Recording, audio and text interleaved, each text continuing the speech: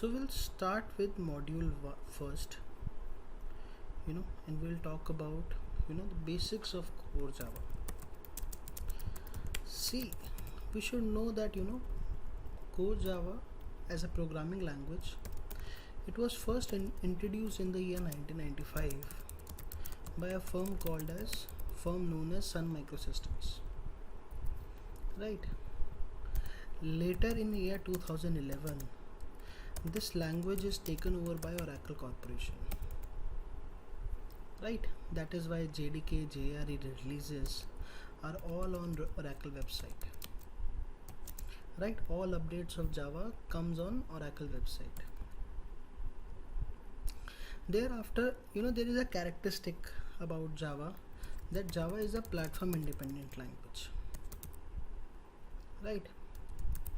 By platform independence, it means Java based application can run on Windows, it can run on Mac operating it can run on Mac operating system, and it can run on Ubuntu operating system also, this Linux operating system. Right. Any operating system, whether it is mobile based application or desktop based application, Java based applications can run on all operating systems. Right. So that is a feature about Java, that it's a platform independent language. Right. Then there are three terms which kind of marks the basis of this language. I mean, if you are into programming world, you must be familiar with the term called Java Development Kit.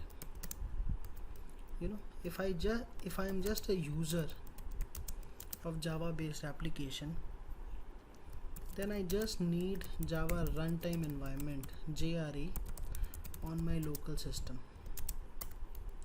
And JVM is not a physical software, it's a Java virtual machine. Virtual machine, basically, that physically does not exist. So JVM is actually a part of JRE, right? Actually JDK has JRE also inside it. So let's start from the bottom. So JVM stands for Java Virtual Machine. The job of JVM is to convert your .java file into .class file. .class file because that is a machine language code, or in the operating system terminology, it is also known as bytecode. Right. So your Java code is converted into bytecode by this operating system based application called JVM. Now I will go one level up. I said if I am a normal user of Java based application, I just need JRE on my machine, which means I just need, as part of JRE we get all Java packages, for example Java util, all collection framework files, for example Java IO, all input output related files, right? NIO, non-blocking input output, or as part of concurrency threads, Java util concurrent packages there, right? So all these Java packages are part of JRE. Because your Java based application need these packages to be installed on user's machine, so JRE just bring all these packages with itself, so that Java based application APIs can run, class files can run. Apart from that, there are binaries and libraries also, right? Binaries and libraries, for example there are fonts, Java based fonts, there is Java based configuration or sound, right?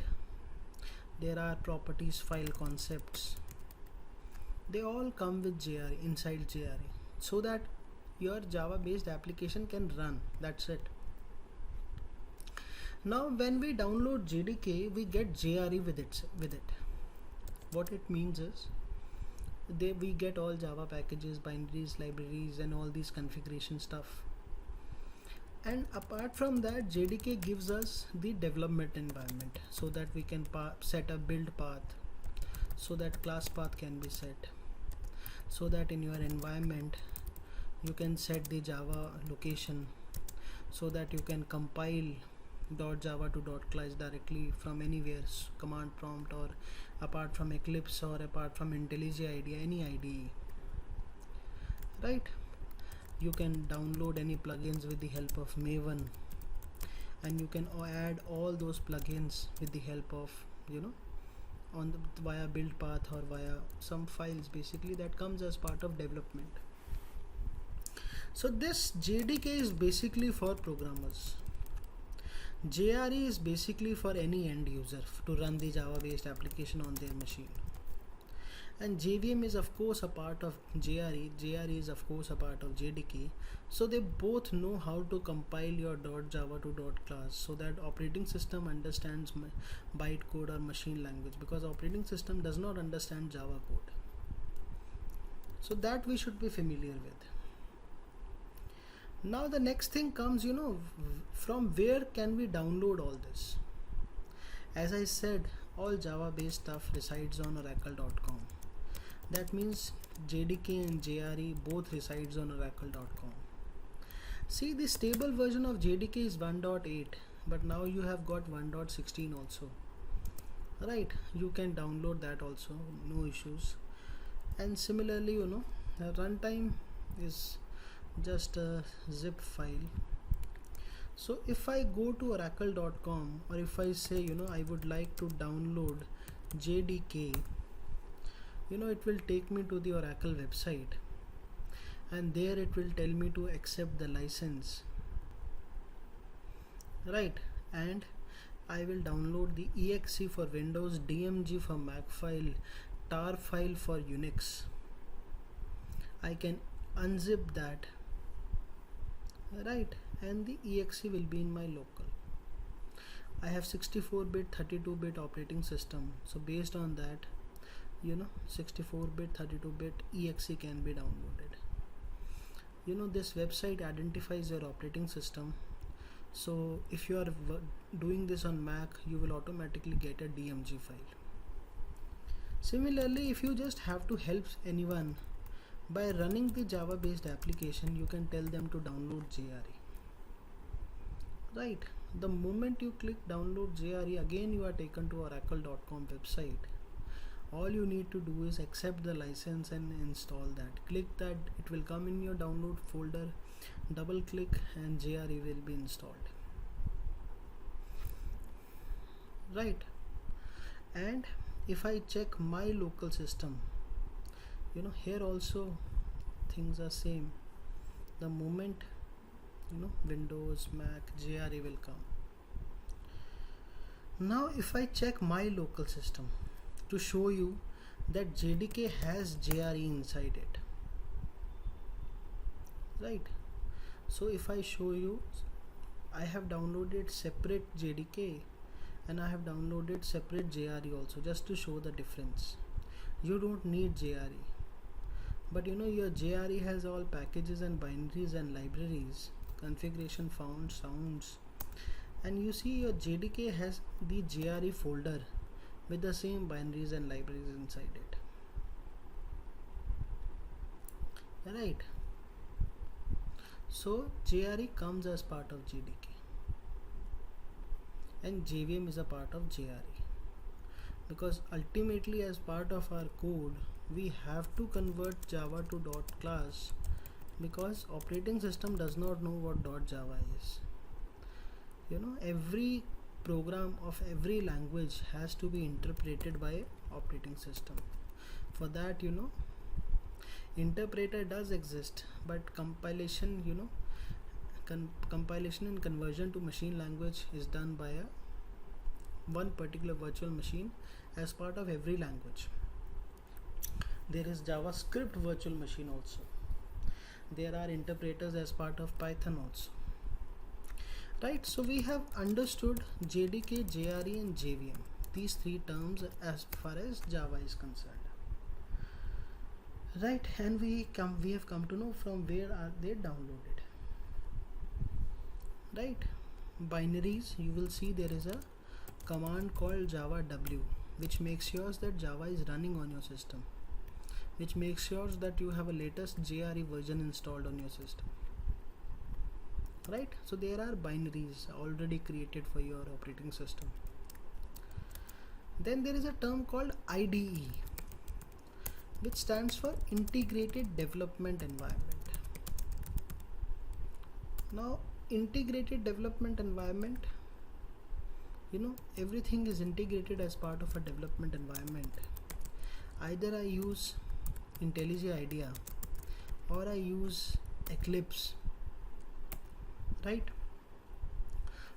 If I need to develop Java project, either I need this Eclipse, right, to create a project, to create class files, to compile them, or I need this, this IntelliJ IDEA for plugins, information to be there, and for there are other things also as part of IDE.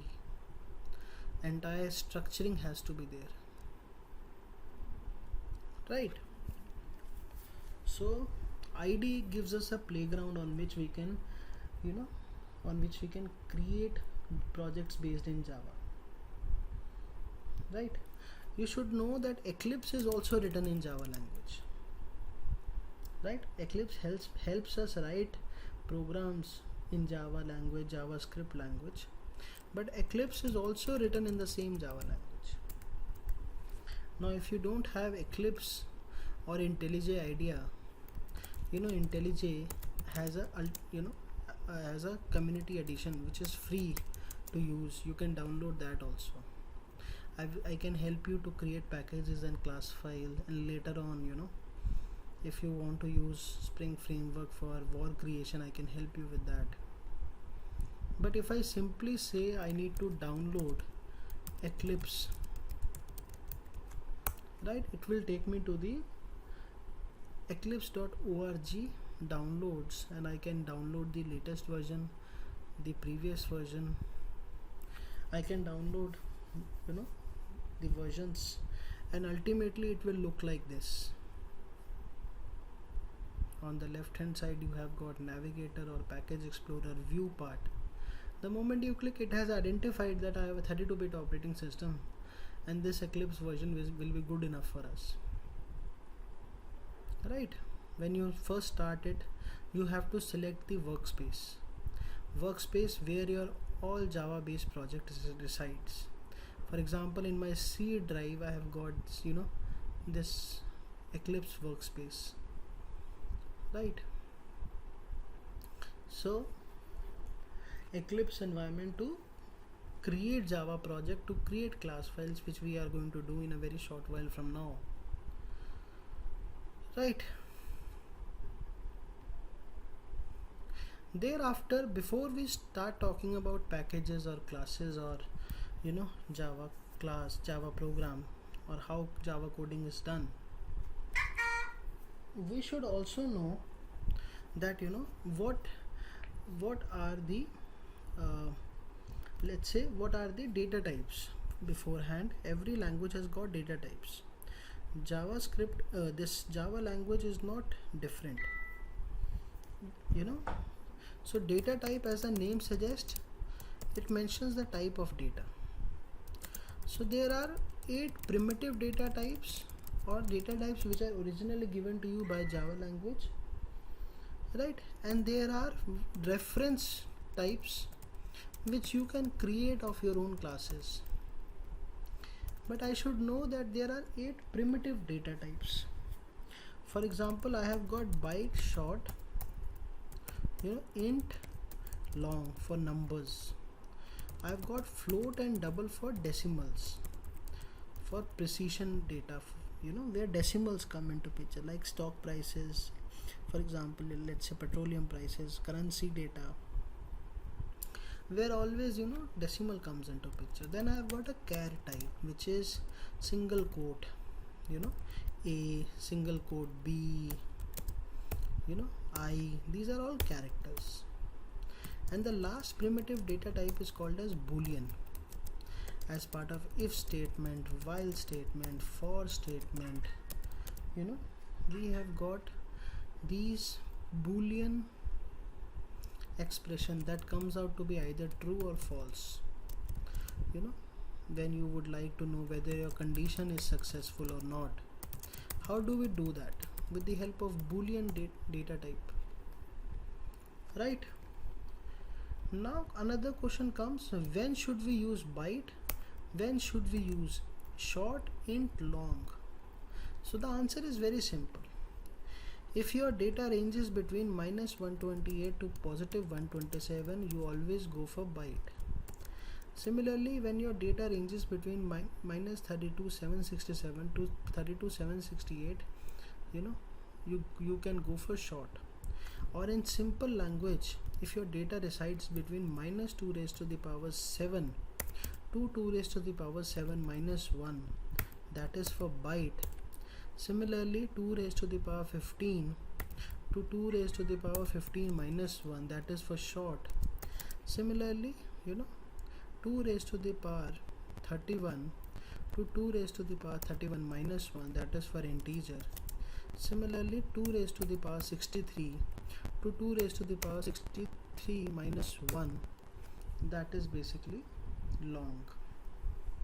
You know, this is how you decide the data type, and this, based on that, your memory is allocated. You know, your JVM understands that your data must be very long, that is why you have used this data type. Float default value is 0.0f. Double default value is 0.0d. You know, and for byte, short, int, long, the default value is simple 0. Default is when you don't assign the data, right?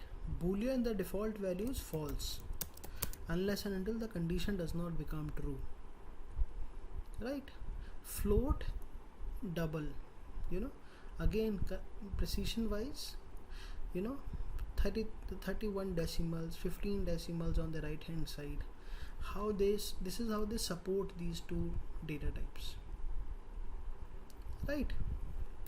Now you may say that, you know, I don't want any of a data type. I would like to create an object of employee class, a person class, a user class, a product class, you know, which my application needs. So those objects are known as reference data type. Their default value is always null, and they are created using new keyword to allocate memory. And on the right hand side, you have got a constructor via which you initialize values, right?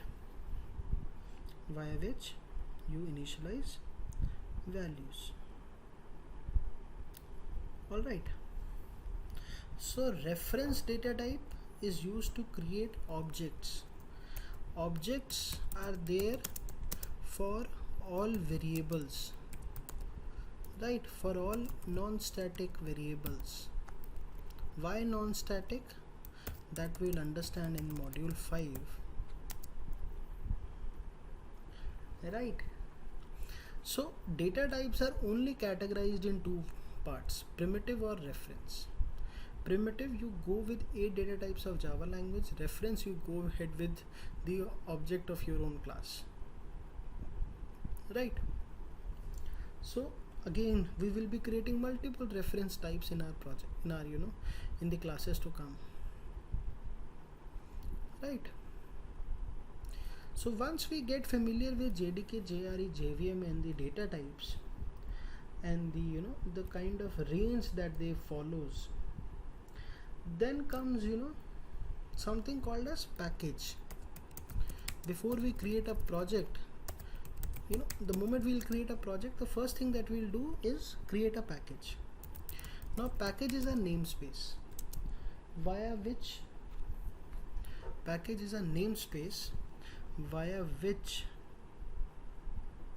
string is of which type? String is actually, you know, it's a class. It's in itself, it's an immutable class, and Immutable class means object which is once created, it cannot be changed.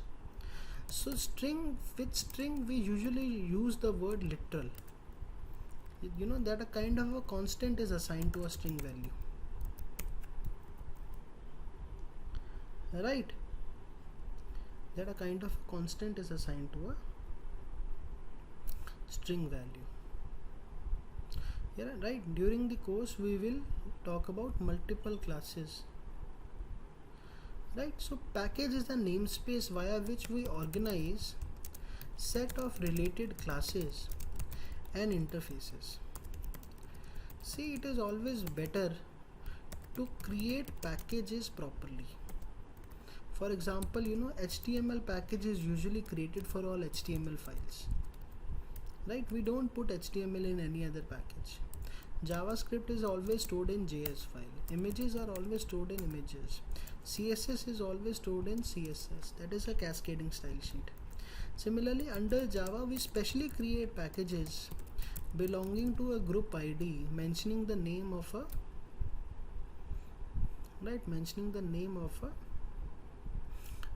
business functionality which that package has. We can create a package, let's say class 1 or module 1, right? We can create a package like that.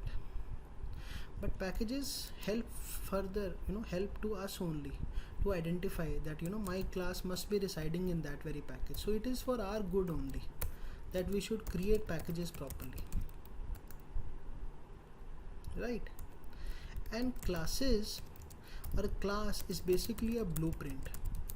Blueprint for what? Blueprint for objects. Objects to do what? Objects to manipulate properties and manage the behavior. Basically, objects are created to initialize variables, right? To initialize variables and to create methods or functions so that business functionality can be written down. So class is called as a blueprint, a skeleton, a base benchmark for objects to initialize variable and methods to define the business functionality, right? That is a class. Now let's create a project. So I am going to Eclipse and I am saying that I would like to create a Java project. So here I said that we would like to go ahead with Java project, right? I give the name of a project, Java, let's say Java,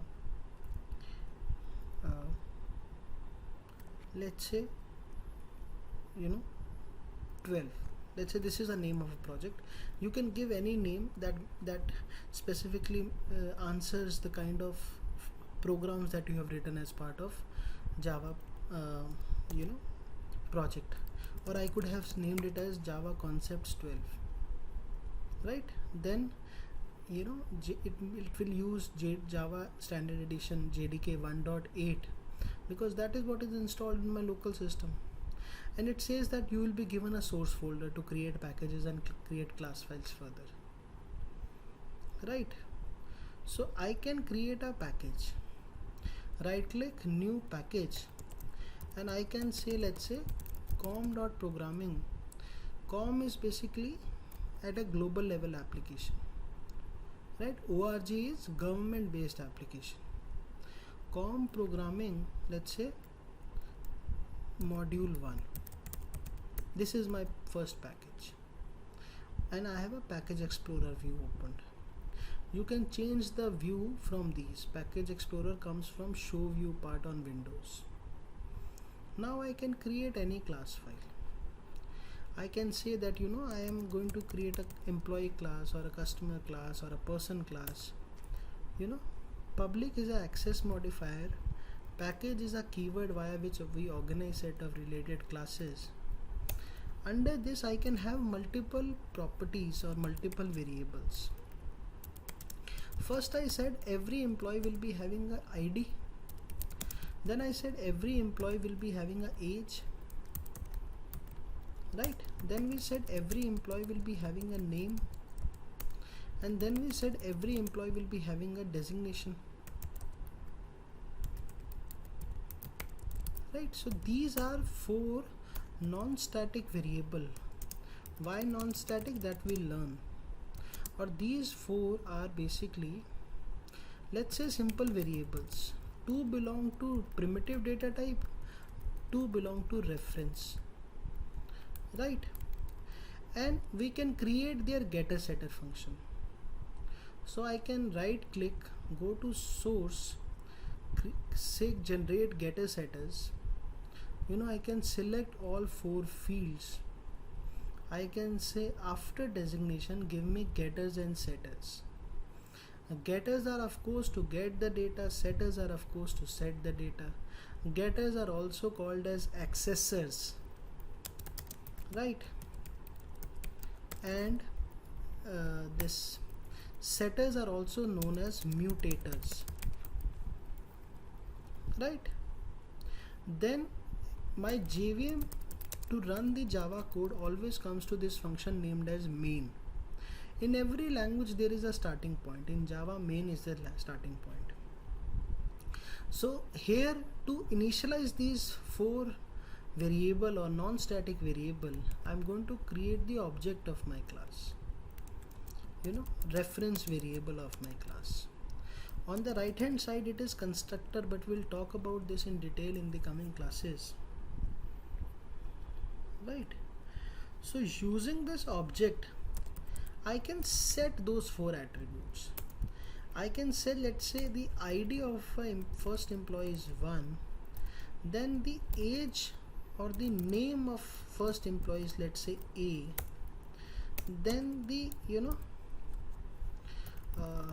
set employee ID, name, age of the first employee is, let's say, 28, and let's say the designation of the first employee is software engineer.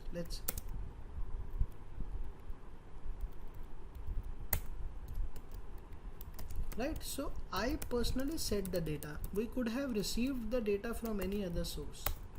So via this system out.println, system is a class, out is an implicit object, println is a function, right?